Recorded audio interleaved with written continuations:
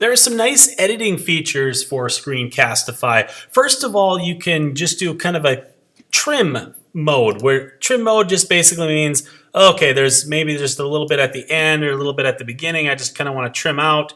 I didn't start this presentation till later. Maybe it took a few seconds to get started and paused, and I just want to get rid of it. So then you can go ahead, trim that, save the trim. And then that will actually create the video, the trimmed version of your video that you can share and download just like you would if you did kind of a normal video without trimming. So you can still copy the link, you can still download it, you can still use the embed code. So there's kind of the trim feature. Then there's also an advanced editing feature. Now, when I say advanced editing, you're not going to be able to do a bunch of super complicated things like you would on a WeVideo or other video editing software. This is more just kind of really quick and easy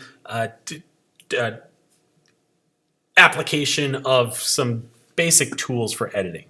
So the first thing you can do is actually you can do some cuts. So let's say you want to cut a piece out. Okay, I wanted to cut this middle part out where I paused, and then I'm going to cut again here, and then I'm going to get rid of it. So there, by clicking on the file, clicking the scissors, and then hitting delete or the delete button over here, then it'll get rid of those pieces that you don't really need. We have the crop feature. So let's say you're looking at, oh, I want to zoom in a little bit on that. So what you can actually do is you can say, I want to zoom in on this part right here. Done. So it's going to blow it up. So there's a few different crop features you can do on that as well. There's also text. You can add text if you want to add some layered text to it. You can always do that. There's a lot of options you can choose for that. And then you can also move it around to in your little timeline here.